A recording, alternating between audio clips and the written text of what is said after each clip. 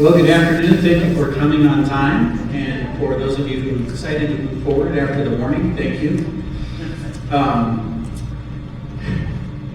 It's kind of funny because I was doing stand-up comedy for a few years, and I had the distinct pleasure of opening for several, actually great headlining acts. I don't know if you may have heard of Shonda Pierce. Yeah. I actually got to open for her. Tim Hawkins. Yeah, I didn't open for him, but that would have been great. I opened for Nazareth. I love Nazareth. Some of you may have heard of Michael Jr. So I got to open for him. Of course, I cheated on all of them because what it is I had my show and I brought them, so I got to open for them because it was my show. Actually, Shonda Pierce was an accident. I had a really good friend, his name is Bone Hampton. And most of you probably don't know who Bone Hampton is. No? Okay, any of you guys ever watch My Name is Earl? Okay, I'm surprised, but okay. So Bone was a regular on the TV show My Name is Earl, and one of his best friends was Shonda Pierce.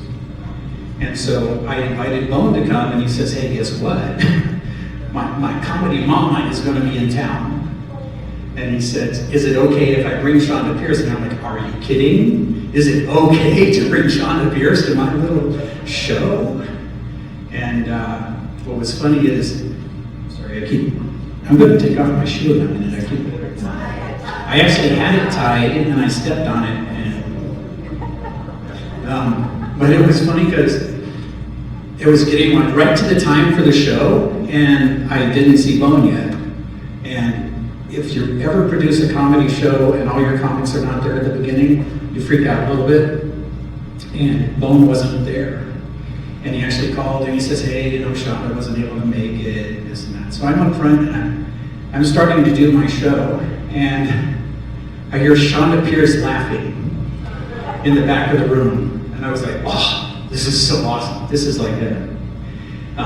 But before I get in, I actually did not start my stand-up yet. That was just a warm-up.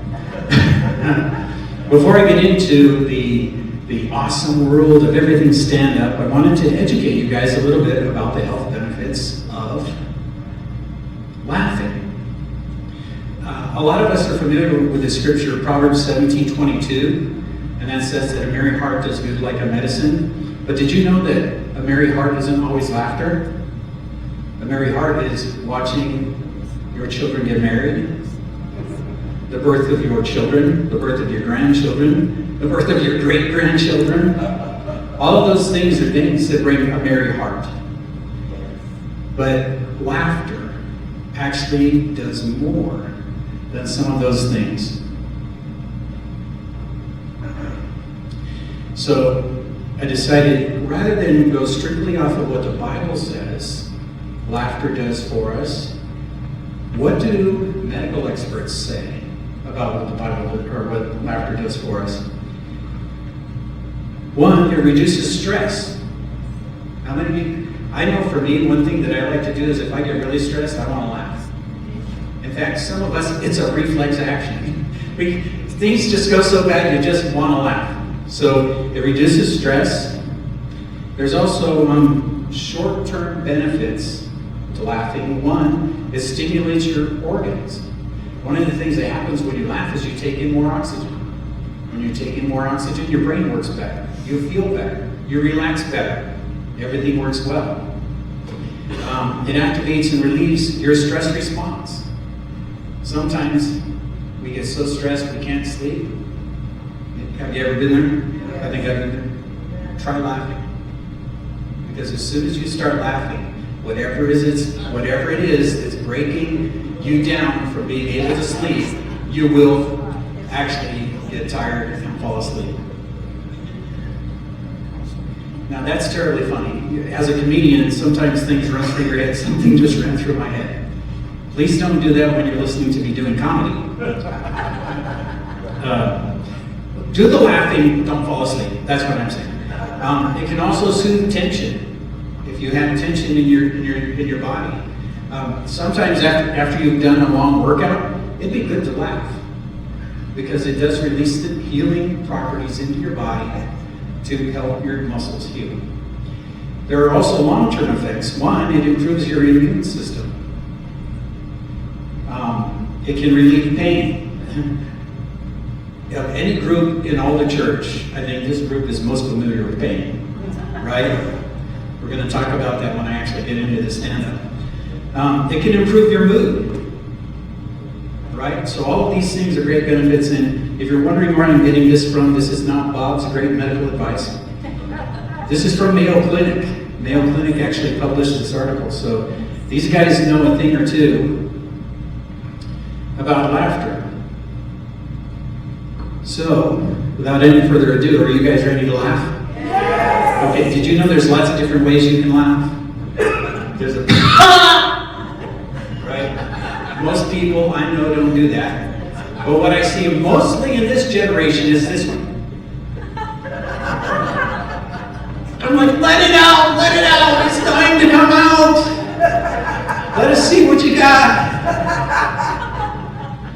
One of the things that I like to do, actually, whether I'm getting up in front of a group to preach to them, or if I'm getting up in front of a group to do comedy, is I like to look around the room and say, where else can I find a group like this? Jury duty. Jury duty is a good place to see a group like this. This group has a special one is the doctor's office. But I think probably the one that probably hits almost everybody is a Gaither concert. Yeah. Right? I think some of you, I need to explain who Gaither is. Maybe not.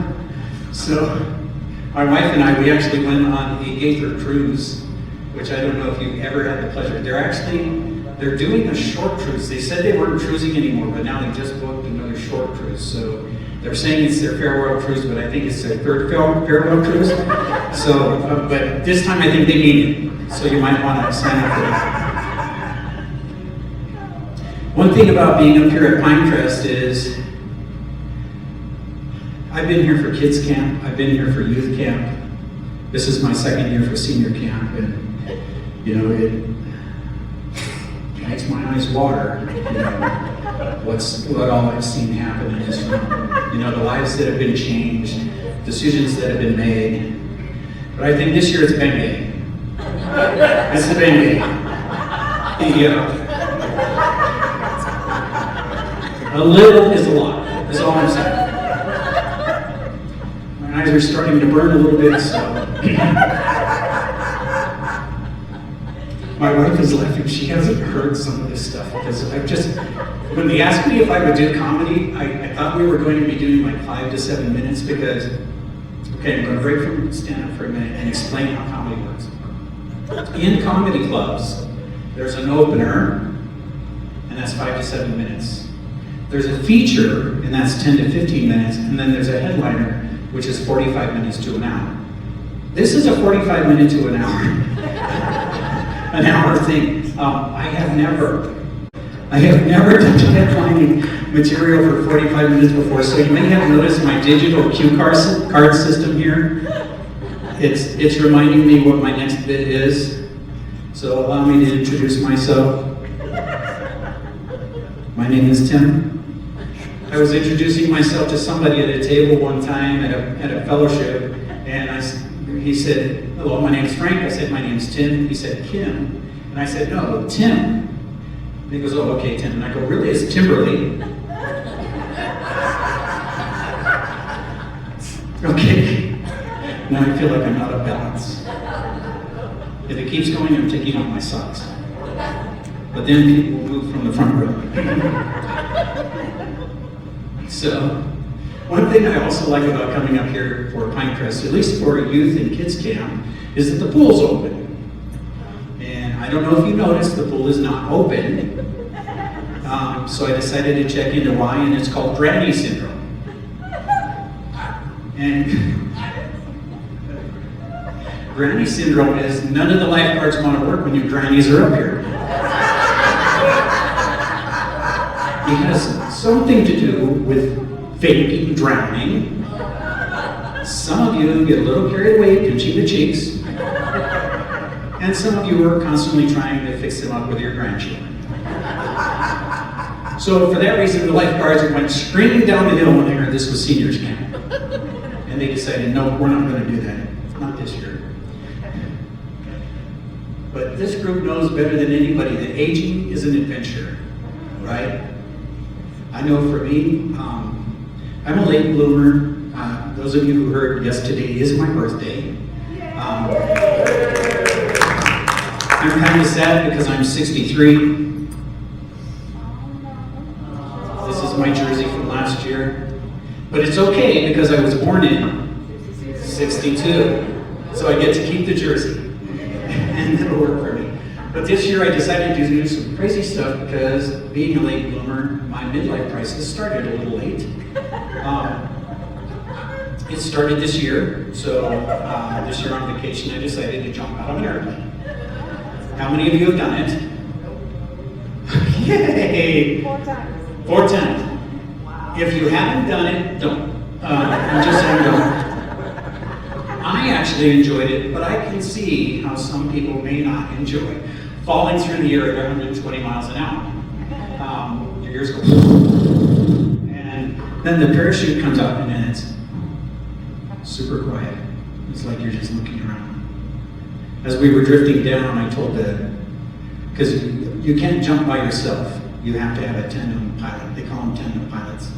So he's pulling the parachute and everything, and I'm like, see that banana-shaped resort over there? That's where we're staying. He said, Banana Splits. He was pretty happy about that, but he told us about a restaurant over there called the Stratford. And this is not stand-up, by the way. This is just a story. And the Stratford is famous for their coffee cake. So if you're ever in Oceanside, at Oceanside Harbor, I just recommend the Stratford for that coffee cake. One of the things about getting older is hair loss. And I was actually surprised that I'm not losing my hair, it's just moving to a different place on my body. I never thought that my toes would need a stylist. But it happens. I think it's funny that, for a long time I had, just hair on my head, and I had hair. You can ask my wife, I had hair. The kids in kids' church used to say, show us the fro pig. It wasn't a fro, come on. It was just a lot of hair. I grew up in the 80s, one thing that I noticed is that when my hair started leaving, you would just get like strange patches of hair, different places, right? Anybody else experience that? Okay, if you haven't noticed, you might want to check your back. Because that's probably where it is.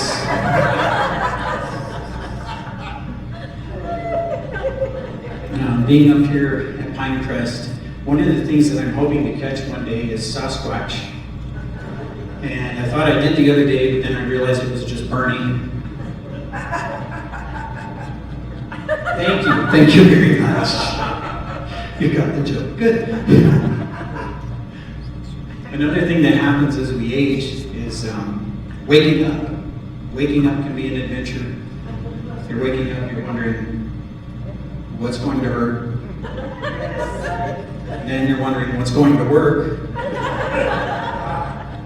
And then if you haven't moved yet, you haven't felt the pain, you're asking, is this heaven?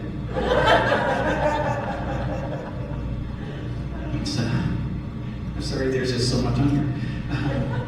The one thing that I do have to do is acknowledge the grannies in the room. If you are a granny, can you just raise your hand and we can just acknowledge you guys for a minute? Because I've noticed my mom used to do it, my grandmother used to do it, and I'm sure that a lot of you ladies do it. You put a lot of care into how you look before you walk out the door. And I think that should be applauded. It doesn't matter if you're just going out to check the mail. You are going to spend 2 hours looking in that mirror, getting ready to go out, even if it's to the store. I think it's funny that some of you are just taking it so far to the extreme, it's like you're getting ready for the second coming of Christ. You want to be ready when Jesus comes, right? And then you look at your husband and you're like, he's like 5 minutes, he's ready to go out the door, and you're taking 2 hours. One thing that I did notice that some of you grannies do is a lot of perfume. Just like the Bengay, a little is a lot. That's all I'm saying. We were in church a couple weeks ago, and there was a visiting family, and I think it was the grandma, and I could taste her perfume. That's how much perfume she had on. And I was like, oh man, that's pretty crazy. That's just a true story. It's not even funny. Apparently. How many of you guys do Bible reading plans? Bible reading plans? Okay. How many of you guys really appreciate Chronicles? When I get into Chronicles and it's like Nehemiah, it's Jeconiah, Jeremiah, Bob. It's like these short names are like speed bumps, right? Like, what the heck is that name doing there? Mephibosheth. There's a name. Mephibosheth. Mephibosheth was the grandson of Saul, right? And he was the crippled one, the only one who survived. And David sets a plate for him at his table. But I do really appreciate the ability to laugh, and I do appreciate that as Christians, we have the ability to do so. One of the things that I think most leaders can agree with is it's probably best not to argue with God. Because if you do, you end up in ministry.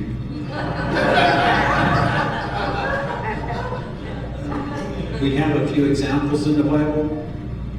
Moses, I can talk. God says, did I make your mouth? And then you have Gideon who says, but I'm from the smallest of the smallest of the worstest of the smallest of the smallest of Benjamin. And look what God did with him, right? So I'm just saying, don't argue with God. You could end up in ministry.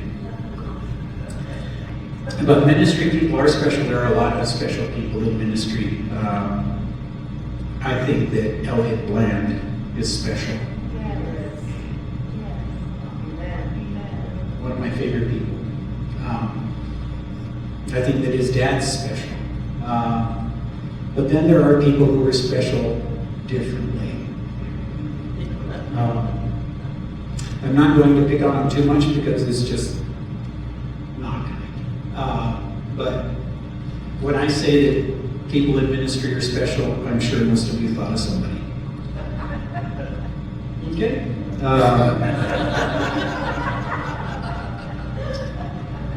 That was not going to make it. Okay. One of the things I used to do when I was, most of you have been saved for a very long time, right? Can we get a pulse on how long people have been saved? Has anybody here been saved for more than 50 years? Okay, more than 60 years. More than 70 years. Wow, this is amazing. In that time, a lot of us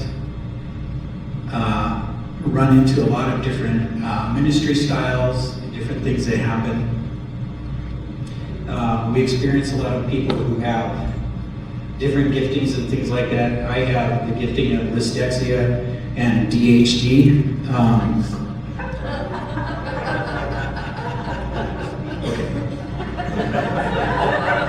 That would need some development. All right. One of the problems that I had is I spent 18 years in Bible college.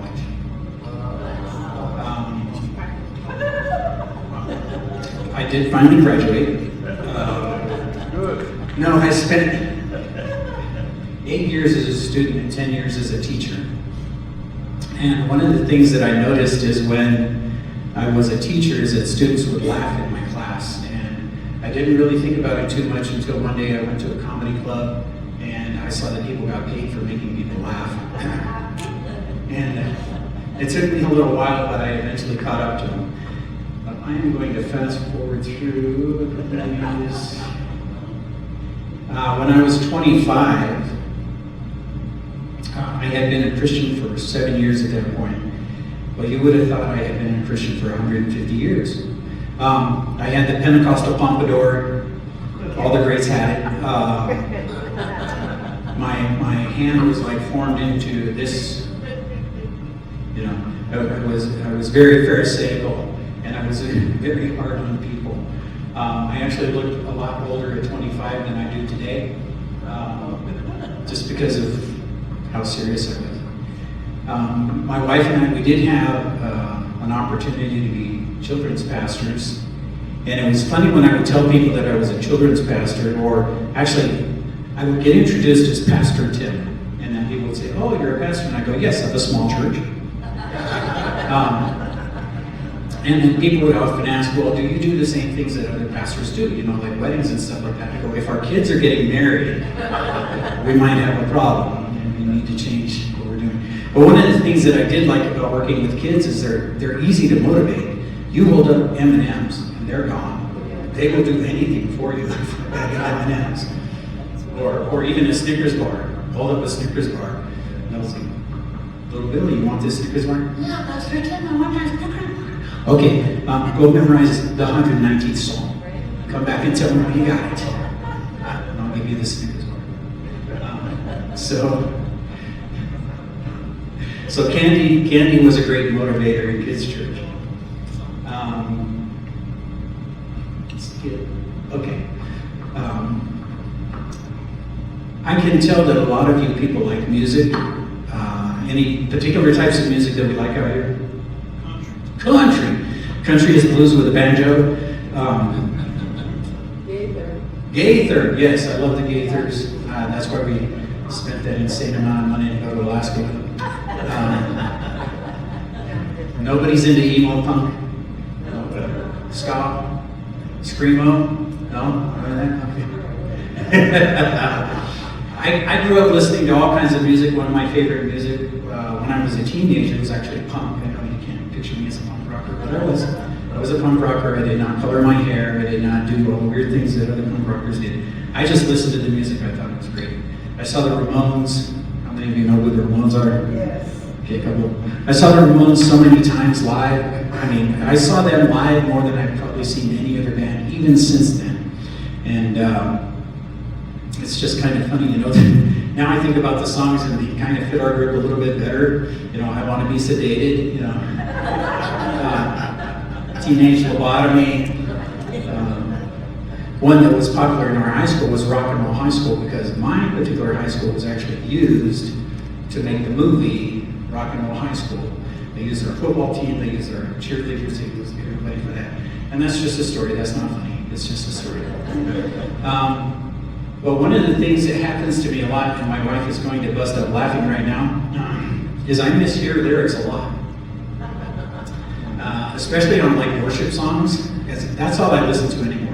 Every now and then I'll listen to the Ramones, but for the most part it's worship music. And this one song that recently came on that I really like is, you know, he's working for me, he's watching out for me, God is not against me. Right? You've heard that song? I like my lyrics better. He's working for me, fighting for me, God is my defense team. Remember? It does really. Or how about, I know a name that can silence roaring waves. I hear that one different too. I hear a name that can silence Roe v. Wade. It's true. It's true. There's a name that can silence Roe v. Wade. But I appreciate that you like country music. My dad, when I was a young man, he told me, "Tim, there are only two types of music, country and western. That's it. It's the only two types of music there are." And my dad was the original urban cowboy. He had a 10-gallon hat. I got a question. How could they wear such big brim hats and get such red necks?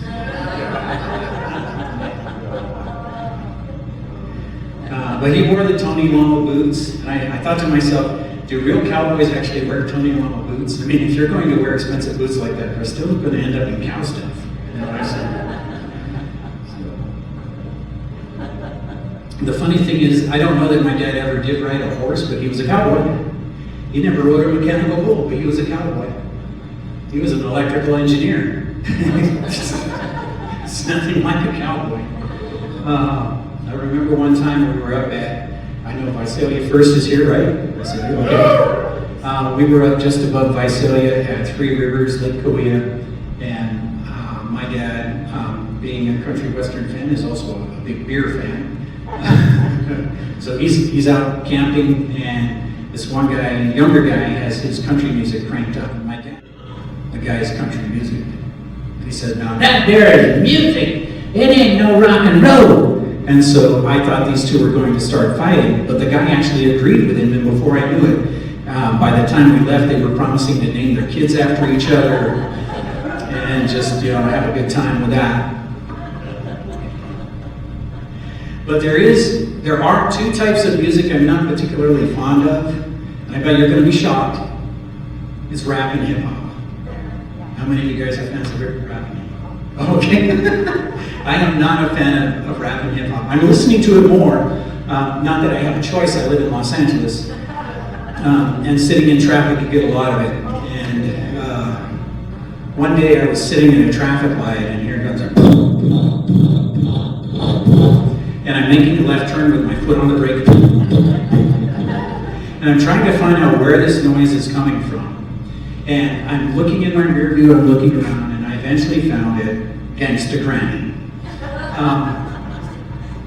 Gangsta Granny, she was something else. She had these spinners on her wheels, and she had flames on the side, and everything. And I was like, what the heck? But I figured out Gangsta Granny was not so crazy, because listening to this music was working better than her arthritis medicine. Gangsta Granny, she was pretty funny.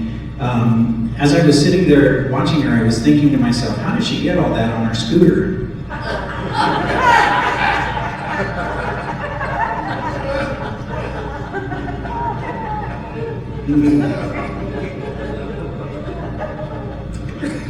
I don't see any scooters here. I was going to threaten people, don't do it to your scooter. It drains the battery. The funny thing is, as I'm sitting there watching Gangsta Granny, I hear something go, and I was like, what the heck is that? And then I felt something fly across my ear. And I turned and I looked across the street. It was a crosstown Gangsta Granny. She had a pea shooter, and she was shooting meds.